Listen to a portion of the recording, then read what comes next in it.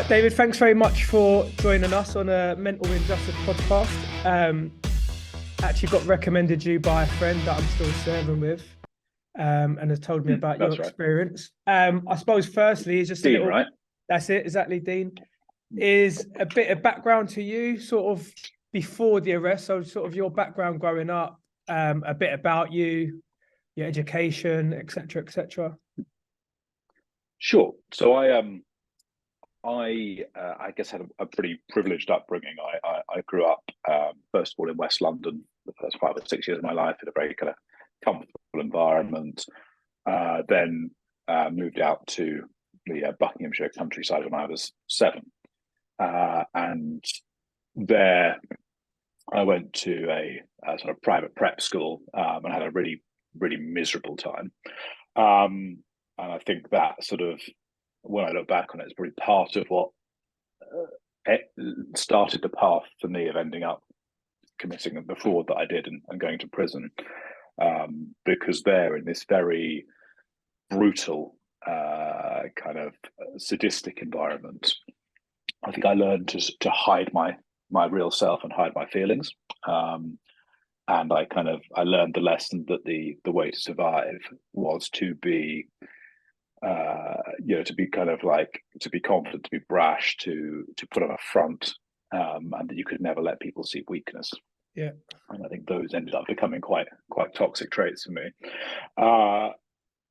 Sort of wind forward to early adulthood, I started working in various kinds of sales jobs after university. So my first one was a forklift truck salesman. Then I worked in recruitment for a while. Then I moved into kind of executive search, and then I started doing corporate finance work. And in 2014, I committed the fraud which ended up with me going to prison. So I was starting up a company, and I lied to the private equity firm that were looking to invest about my historic deal success, how much money I'd made. And then when they asked me to prove that, I produced fake documents. Years passed, though, before this came to light. So it wasn't until 2018, so 4 years after the actual offence, that a former business partner of mine found out about this, went to the police, and everything unraveled from there. The police contacted me in 2018, in early 2018. They interviewed me. I eventually got charged in late 2018, pleaded guilty in early 2019, and then waited quite a while to get sentenced, and got sentenced to 45 months in early February of 2020. Then I was sent off to H&P Wandsworth, where I was for the first 10 or 11 months of my time inside. So I had a brief period before COVID lockdown kicked in, and then a chunk of start reality. Wandsworth under COVID, which was pretty grim. And then I finished out my sentence at Holsey Bay, which I understand where you are. Is that right? Yes, where we're both now. Yeah. Just if I can rewind you a little bit to the to the fraud, David, if I may, is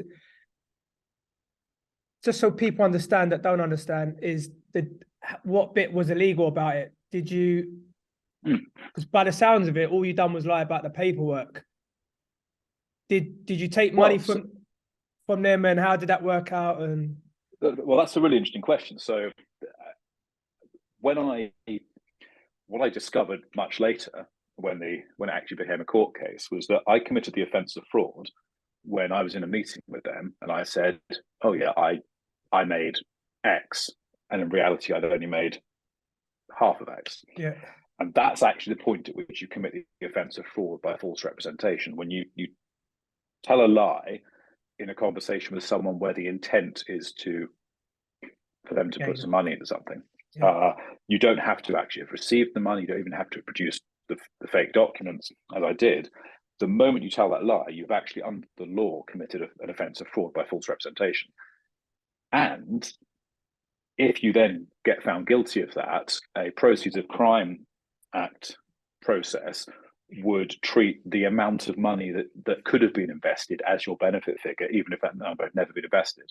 Which is ridiculous. So it doesn't work quite how people would imagine. Yeah, I think the Proceeds of Crime Act is before I sort of had all this experience, I thought, I think like a lot of people do, well, taking ill-gotten gains off criminals doesn't sound terrible, but actually, if you look at the way it operates, it takes money off people that they've never ever had.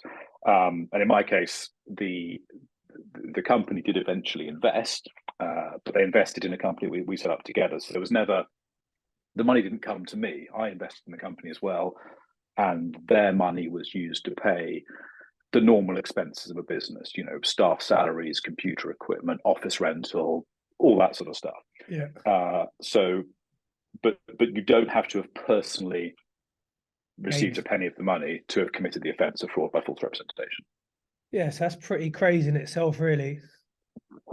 Yes, I think it's not how people think it works intuitively. It certainly wasn't how I thought it worked. It's not as black and white, I suppose, as people on the outside could see it. I think it's like with a lot of things in the justice system. Once you've been inside it, you realise it works very differently to the way people would think it does. I suppose, let me just ask you then, I've been in Wandsworth. I went from Wandsworth, done the same journey as you. I was there a lot longer. But I'm interested to know the initial time and the feelings, specifically the mental health around it, I suppose, of your first day, leaving down court, going into the van, walking in through custody, being strip searched, presumably, walking to your cell as an induction. How did that feel? What did you go through, the feelings you experienced?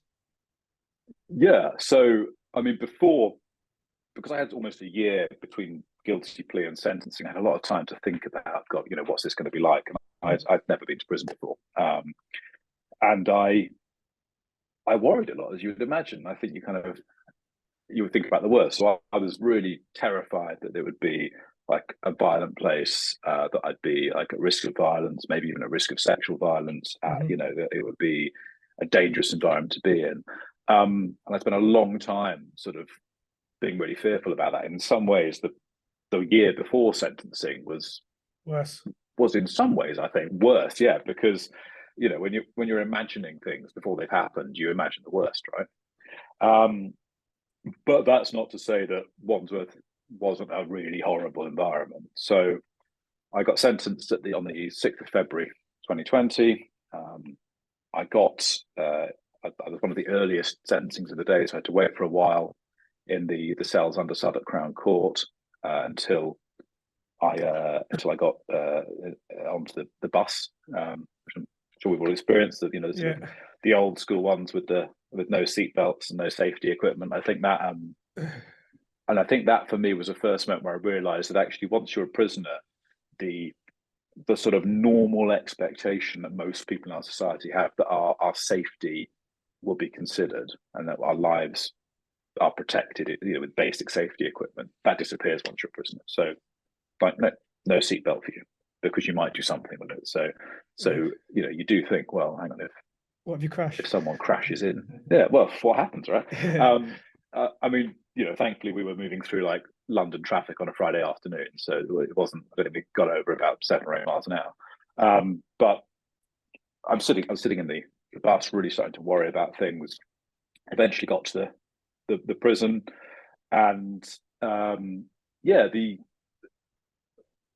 felt very out of place. I was sort of standing there in my suit. They put me in one of the holding pens before they could sign me in. I was just sort of standing there in my suit, looking really lost, I guess. Yeah.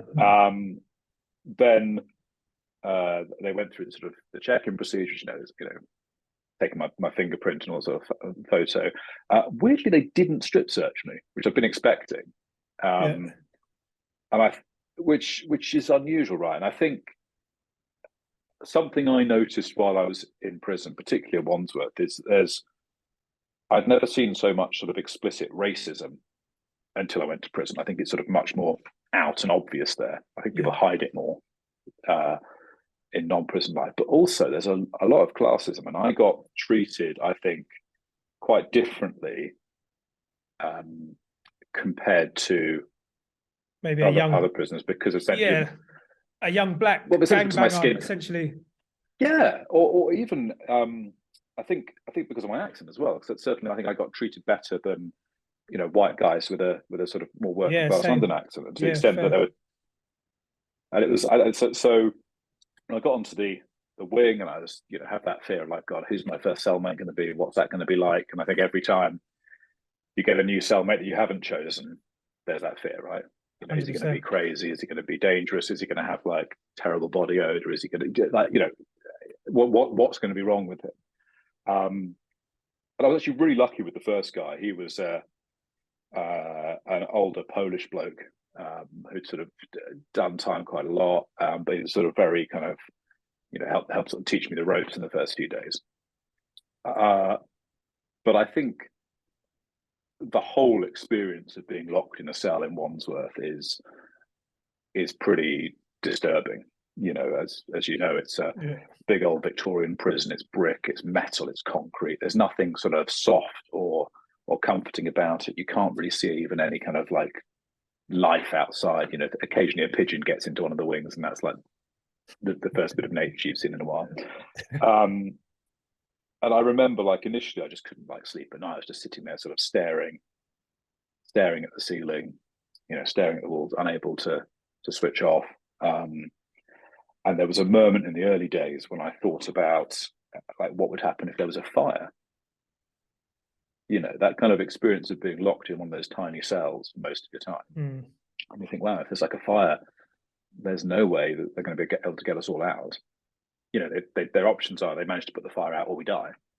And I think that sort of sense of not being able to leave, I found really affected me. I felt like sort of like this kind of flight or fight response, but I couldn't go anywhere. And I think you can see why a lot of guys kind of respond by becoming sort of physically aggressive in that environment, because it's its natural response, isn't it? Well, it's fight or flight, right? And if you can't get away from a situation, then your kind of natural response is I'm going to do something about it to defend myself. So that was really tough. And I think one of the other things that I found in Wandsworth in those early days, the first couple of months before COVID happened, because I think that was a whole extra level of mental health issues. But I think I was very disturbed to see how little sort of respect and care there is for the lives and health of prisoners. So I remember in the early days, I was on A wing, and there was a guy who'd been smoking spice, and he collapsed on the ones. And the officers who were on duty wouldn't let anyone try to help him, wouldn't let anyone give him CPR, hurried us all back to our cells. Obviously, they had called an ambulance, but they didn't do anything to try and keep him alive until the paramedics got there. They just left him on the floor, and we could see through our flaps. The flaps in our window in our cells. And I thought, wow, like something, that kind of callous disregard for human life is it's horrifying, right? And it still horrifies me now. And I think it's, again, one of those moments where you realize that as a prisoner, you have this, notionally in law, we're supposed to have the same rights to health and safety and to healthcare as people outside. But in reality, we know like that actually doesn't happen. And that sort of, I think, living with that constant low-lying fear that if something happens to you, if you get ill or if you get hurt or you need medical attention, you might well die or suffer life-changing impacts because that healthcare is withheld. That started to really, really worry me, because you think, you do see like another example, there were these two old guys on A I was there, who both of whom needed walking sticks to move about, and they put them on the threes.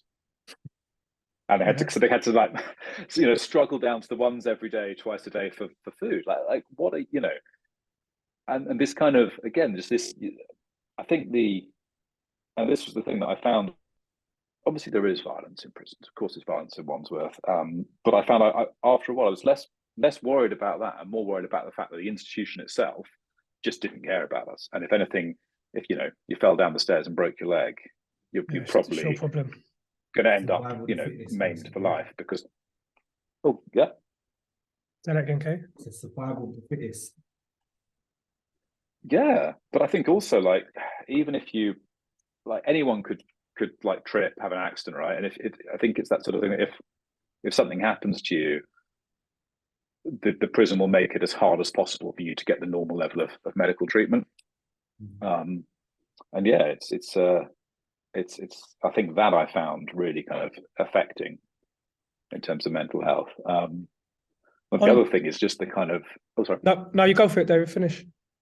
Oh, sure. I was going to say, I think the other thing that I found in the early days that's really inherently like traumatizing is just the kind of the soundscape of prison, right? To be kind of in that constantly noisy environment, even at night, like guys are like banging on their doors, screaming, shouting.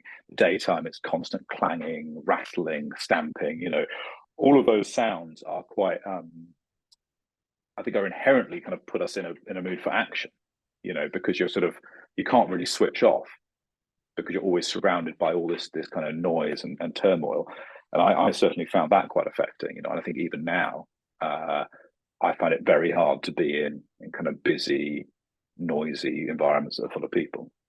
I think that's interesting as well about the sound, because I think that really resonates with me is like you said, and describing it as a soundscape is the shouting for each unlock. It's like unlock the ones or unlock group 2, and then it's everyone away, and it's very 5 minutes showers, you know, all this sort of stuff. Yeah. I don't think people appreciate that bit of, if you're listening to that all day, every day, and like you said, the metal doors slamming, people shouting abuse to each other from the 4s to the 1s, like, I'm going to get you in the morning, and wait till your door's unlocked, and general chit chat you don't really want to hear.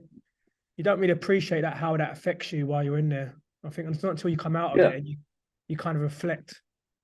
That also has a really negative impact, I think. I think so, yeah. I think at the time, I think I thought I was doing okay. You know, I think I went back to the way I behaved probably during when I was at prep school, and I just like hid my feelings inside, kind of wrapped myself in this cloak of I'm fine. And it's only afterwards, kind of reflecting back, you think, wow, that, you know, some of this stuff was terrible. And I think I did the other thing I thought that was really affecting was kind of there's a lot of people in prison who are really quite mentally ill, right? Yeah. And if you look at there's sort of a famous chart out there, if you look at it, that when the UK reduced its number of mental health beds, the prison population went up in line with that. And essentially, if you compare it to sort of 15 or 20 years ago, we now jail a lot of people who we used to treat. And there are people in prison who you know, there because we've committed crimes. You know, that's why I was there. You know, but there are also, I think, quite a lot of people there who are clearly mentally ill. I remember there was a guy I spent a couple of weeks with in the cell. He was just coming up to release, and I think he must have been like 20 or 21, and we were chatting on the first night, and he didn't seem to understand why he was there. And I couldn't figure out from it if he was sort of like what his angle was. And then after a while, I realized we were watching the TV, and he couldn't tell the difference between like the news and EastEnders. He thought everything he watched was a real thing that was happening. And this lad had he must have had a mental age of, I don't know, 7 or 8 or something. And he just like literally, he couldn't read, didn't understand anything about what was going on. And he showed me his court papers, and he'd obviously fallen out with his dad somehow. And he tried to like break back into the family home. And the dad had obviously, you know, and this is clearly like a young lad who's got the mental capacity of a kid.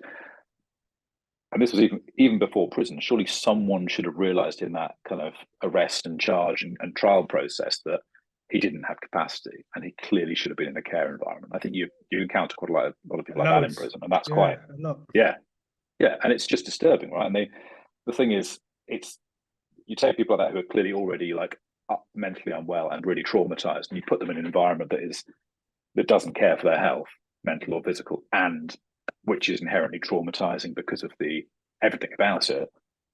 You know, you're not going to make them better. You're only going to make them worse, right? Yeah, it's really true. David, appreciate what you discussed with us so far. I too spent some time in Wandsworth, so I can definitely resonate with a lot of things you were saying. What I'd like to ask you is, during your time at Wandsworth, was there anything or anyone in particular that kind of helped you through those difficult times? Yeah, I think that's a really good question. I think there's a lot of difficult people in prison, but when you do meet good guys there, they really stand out. And I think the sort of the people who actually make an effort to help other prisoners really do stand out. And I think I tried to do that in my time in prison as well. I guess for me, one guy in particular is the bloke I was cellies with for most of my time there, actually. So we moved into a cell together on H wing like 2 days before lockdown happened. Thank God we got that move in time, and we were there until I left. So we were cellmates from like March until December. So I think I remember seeing you might have, yeah. Were you on H wing or? I was on K. Oh, nice. Yeah, so we were up on H411. Yeah.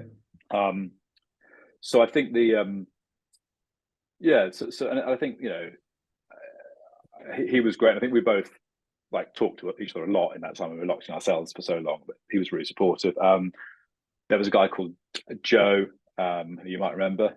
Listener. You probably have to go out the but Joe Maloney, yeah. Yeah, he's here now with us now. Not in here, but he's yeah. Yeah, so he's at Halsey, isn't he? So he arrived at Halsey a few months after me. I think he's coming up on release. So like Joe for me stands out as a brilliant guy who's just sort of very, very on the level. I think there are quite a few other guys from HMH who were pretty sensible. There was one, I don't know if you remember Pops. Yeah. The old Greek guy on that one. Yeah. So his neighbour Mike used to like help him shower every morning and that sort of thing. And I think you see people like that doing those real acts of kindness.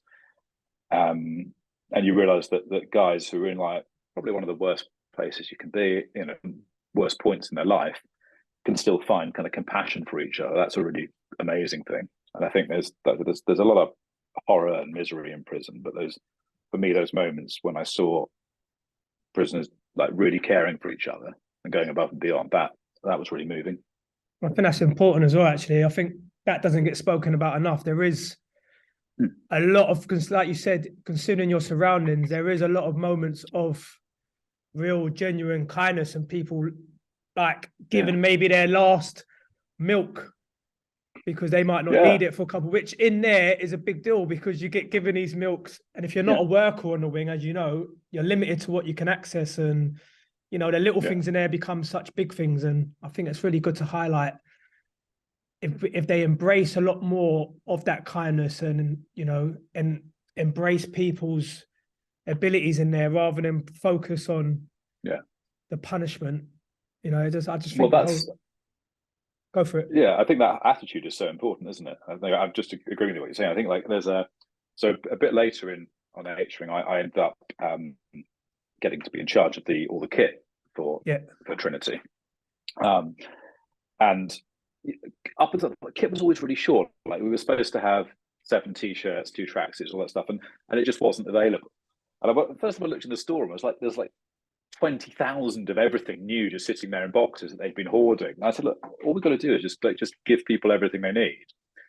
And sort of some of the officers say, oh no, hang on, but then they won't give it back, we'll have a shortage. It's like, no, literally, if we do that for a few weeks and people realise they're going to get whatever kit they need every week, they'll just give us all the dirty stuff back because no one wants to have dirty stuff in his cell, and we'll clean it. It's fine. Right?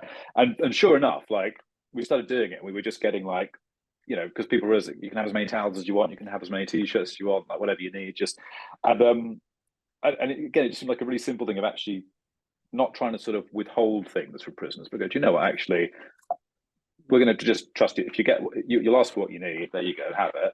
And once people realise there isn't that artificial shortage, they'll just be chill about it and they'll hand the dirty stuff back. Common sense as well. I think a lot of the time they're taken as prisoners without any common sense. If we committed a crime, we've ended up in prison. We're also looked upon as the scum of the earth, and we haven't got a brain and we haven't got the ability to think through a situation and come up with a constructive solution. No, exactly. I think there's sorry. No, go for it. No, go. I suppose the next thing is important and something I know you said you're writing a paper on, and one of the lads here is actually starting a project on it, who's now been released after 11 years, is the impact on your family and immediate loved ones. And, now you've had time to reflect, and I'm sure you've had lots of conversations since. And, you know, the things you were going through at the time, you've now maybe had a better understanding of what your partner might have been going through. I know as prisoners, we kind of get self-absorbed into what we're all going through because it's very heightened. But I suppose it'd be nice if you could reflect a bit on how it impacted your family and how that impacted you, knowing it was impacting your family. Yeah, I think so. When I was in prison, part of me, I spoke to my family and loved ones pretty often, but part of me was really, I guess I didn't want to worry them too much, you know, so I didn't talk with them about, oh, you know, like this guy killed himself and no one found him until like there'd been sort of 3 checks through a cell, or, you know, this guy got beaten up by a cellmate and no one came and opened the door for 20 minutes, that sort of stuff, you know, because I didn't want to make them more worried than I thought they were already. So I think part of me kind of wanted to protect them. And I think, yeah, obviously being in prison's hard, but I think the families of prisoners are kind of this extra set of victims of the whole process as well. And I think they had to live with fear, with uncertainty, with not really understanding what prison's like. I don't think anyone does unless you've been there. And therefore being confused when, you know, when their partner or their dad, their mum, whatever, doesn't call them for a few days. Now we might know it's because there was a power cut in Wandsworth on Friday afternoon. They didn't bother to get anyone to reset the phones until Monday, which I think happened plenty of times when I was there. But if you're on the other end of that and you've just got silence, you're going to worry, right? Like, and sort of not knowing what's happening is really frightening because then we just imagine the worst. Like we said, so I think that's a big area. This particular area I'm interested in researching, I'm looking to start a PhD on in the autumn, is around the impact of parental imprisonment. So yeah, the impact on your family, you're saying in terms of the phones going dead and then the silence and the impact on them. Yeah, so I think like when you're not in prison and someone you love is in prison, someone you care about is in prison, that's a really frightening experience, right? Because just as we do, you know, they see all the kind of like the media around prison, the sort of worry about, you know, they're going to get attacked, they're going to get coerced into criminality, is something bad going to happen to them, you know, will they get caught with something and get an extra days on their sentence or whatever. And I think there's a real kind of sense of powerlessness for the families of prisoners, which is really tough to deal with. I think, as I was saying, what I'm looking to do with my sort of one of the projects I'm looking at now is to begin a PhD where I'll be researching and looking at the impact of parental imprisonment on children of prisoners, because there's a lot of evidence that parental imprisonment can make kids more likely to drop out of school, to get into trouble with the law themselves, to have behavioral issues, to have mental health problems, and actually makes kids more likely to end up in prison. So I think that's clearly a huge issue that we need to confront as a society, because whatever their mums and dads have done, those children are innocent. And what I'm particularly interested in looking at is how we can help those kids. So if I've spoken to quite a lot of adults who were the children of prisoners, and they talk about feeling really, really kind of ashamed and stigmatized because, you know, dad's in prison. They felt really bad about that. And also because of that stigma around imprisonment, often their loved ones and families would lie to them to protect them. You know, so the old-fashioned thing of saying, oh, you know, dad's away at sea, that's why he doesn't call very often, and that's why you don't see him.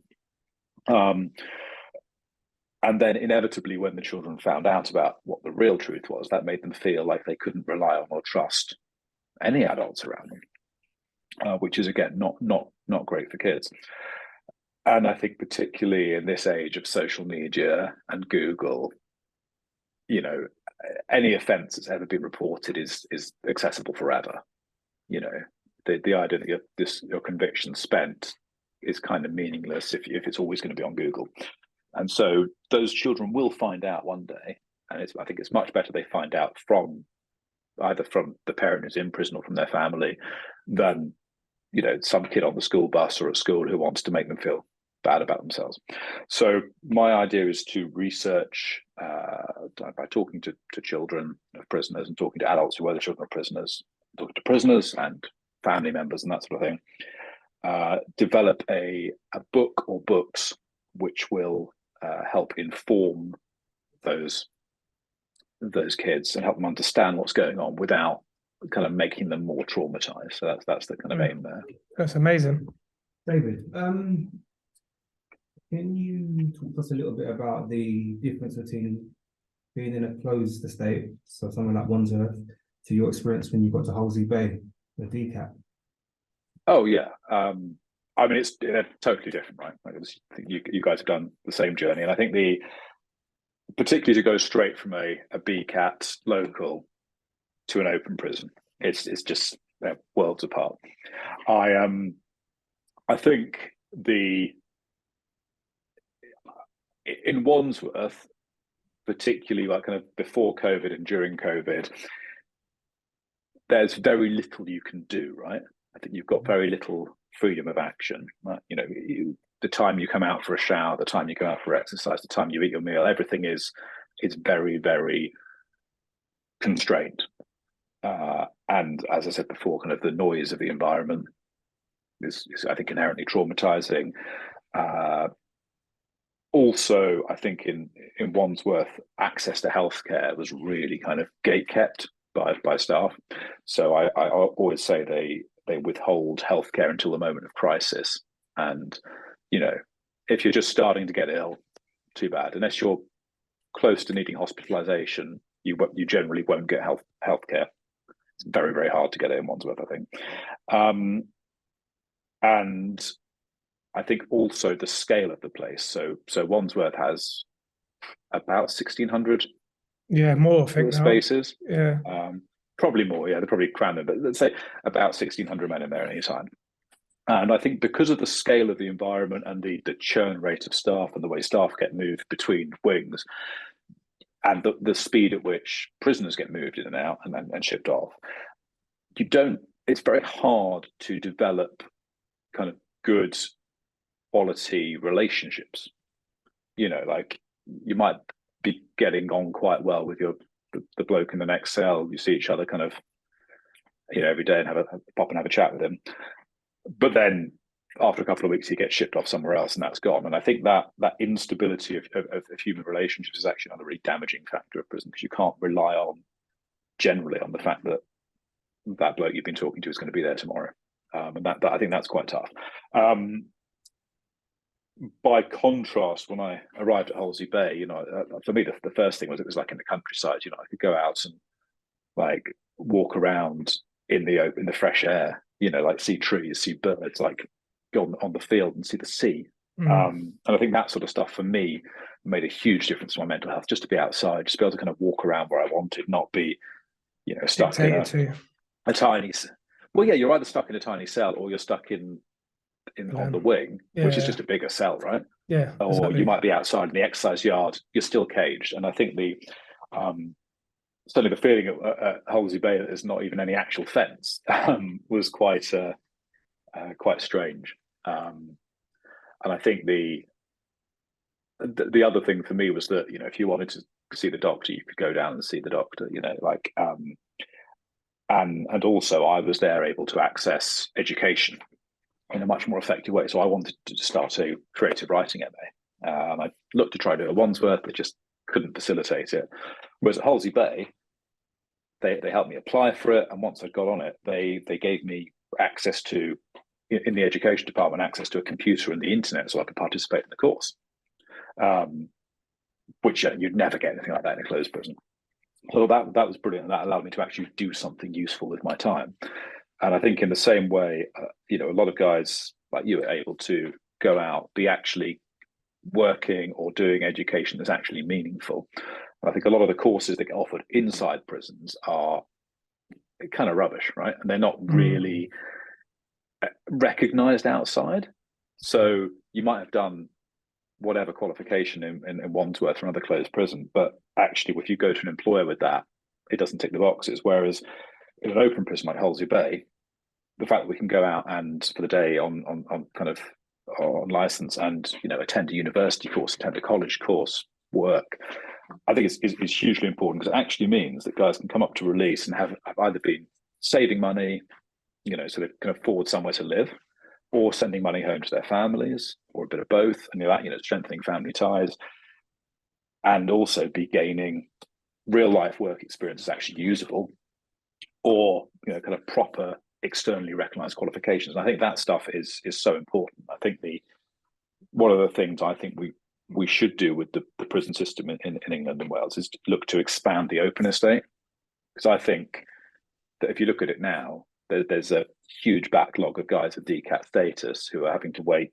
quite a long time to get into an open prison. And I think for the majority of prisoners, serving out the last 2 or 3 years of your time at an open prison would actually allow them to do something useful with that time and come out, you know, hopefully less likely to reoffend and end up back in prison. I think it definitely increases your chances if done productively. Bring it, I suppose, near to an end, David, we're kind of coming close to time, is you spoke kind of passionately about the paper you're writing, which I know first, before we finished, as a dad of a 7-8-year-old, I can definitely appreciate what you're doing. And I think hopefully something comes out of it. And, you know, I'm very conscious of the fact I know now I've increased my son's chances of going to jail just by being to jail. And, you know, that's right. A hard, that sucks, right? Yeah, it's a hard truth to kind of accept, and a responsibility to accept, and, you know, to acknowledge it, that by doing that automatically, I've increased his chances. And I think for you to sort of pay interest to that, I think, and get to the root of hopefully before that change can happen or that impact can happen was definitely beneficial. So I think I'd just like to say thank you for that, really. I think it's nice that you express an interest in that, especially as I know you said you're going to be. Thanks, I appreciate that. And then so I suppose it's going to be more relevant for you now. Yeah, I think it's funny. I had the idea about this book, and then about this sort of research project, and then like 2 weeks later, we found out that my wife was pregnant. So I don't know if like subconsciously I knew or what, but yeah, like I think part of it is I want to be, something I really believe in is being really honest and trying to destigmatize prison and criminality. So I talk about exactly what my offense was, exactly what I did, and I try to be really open about it. And I'm conscious, you know, at some point I'm going to have to sit down with my son or daughter 100% and explain to him or her, and say, okay, look, this is something that I did in the past, this is what I did, this is what happened to me. And I suppose partly doing this whole project is maybe about me figuring out how to have that conversation. Well, it's probably from the with probably my comes from the best place future. when it comes from that place. I think it's got to, right? Like 100%.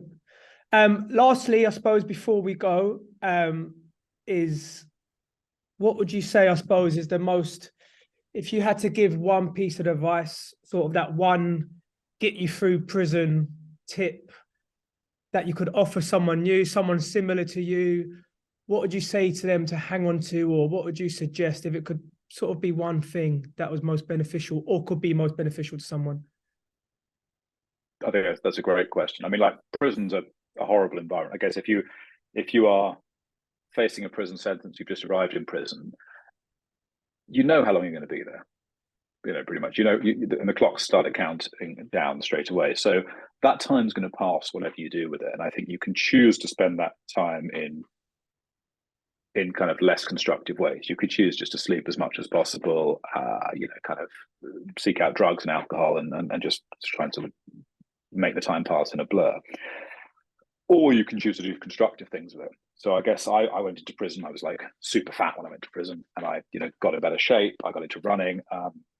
I also started a creative writing MA. I kind of worked on my writing. I tried to do stuff so that by the end of my prison sentence, I wouldn't feel like that time had just been stolen from my life. And I think if you can get to the end of your time inside and know that you've done some productive things, and in at least one or two ways, you're in a better place than you were when you were sentenced, then I think, certainly for me, I therefore felt that my time inside wasn't a total waste. I felt like I'd done something positive with it. Otherwise, you're just losing years of your life, and I think that would make it harder when you do get out, because actually you've had nothing at all to show for that time. Well, I think that's a good piece of advice. Definitely. David, we've covered quite a bit. Is there anything that you feel you want to add to what we've already covered? Anything you've missed out? Well,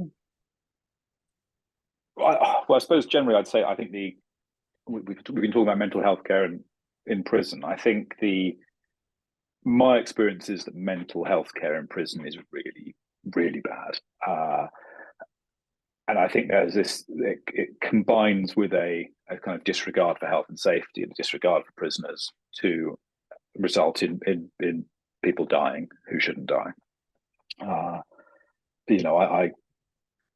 I think there are, I'm sure we've all got examples of men who kind of killed themselves or harmed themselves because, and they probably should have had an intervention sooner. I think that's, it's rife in prison. I remember there was one guy, so my cellmate, Arthur, we were the cellmates, so I said, for most of the time on H-Wing, his previous cellmate had tried to hang himself at night time. Arthur had woken up and had to like hold him up to stop him choking while sort of screaming for help.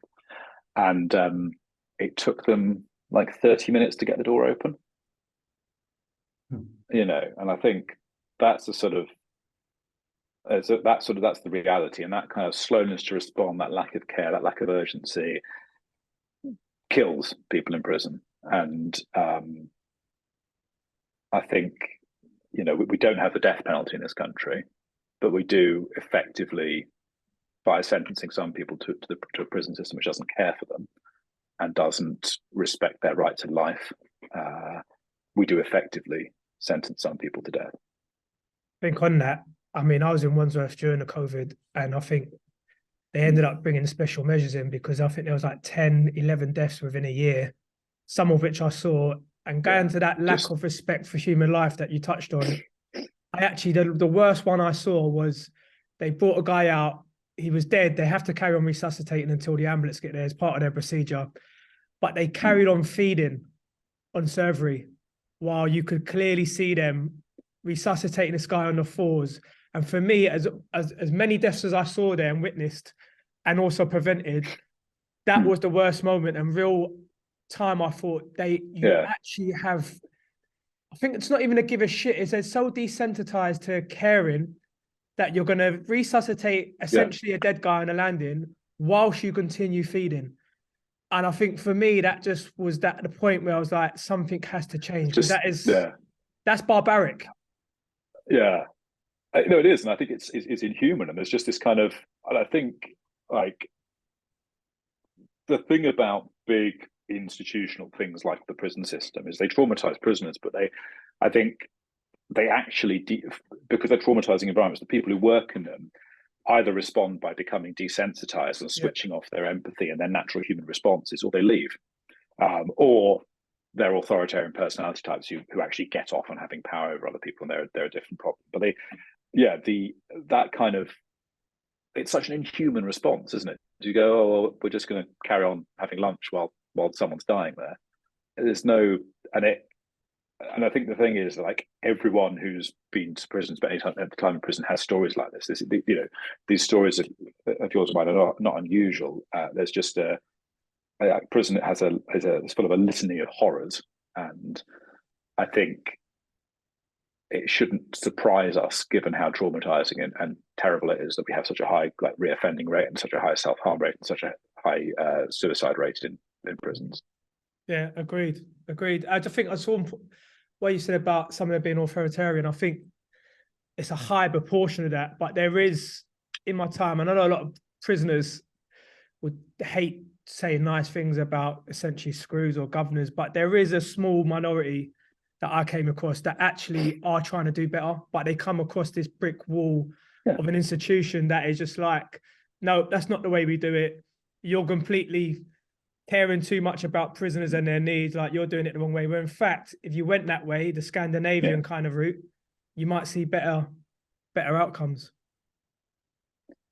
Well, this is the thing, and I think like you don't have to be like a bleeding heart lefty to think we should do something about it, because if you just care about the money, like reoffending costs this country £20 billion a year. That's the government's official statistic on it.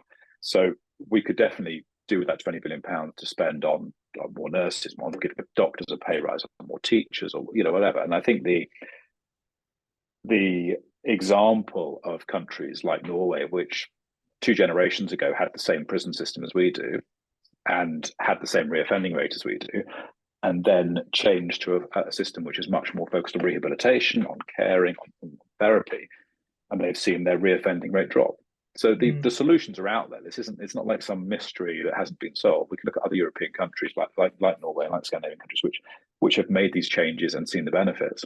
I think the problem is we have to find ways of convincing the general public that actually it's in everyone's interest to take this approach, rather than just trying to be punitive and make prison as unpleasant as possible.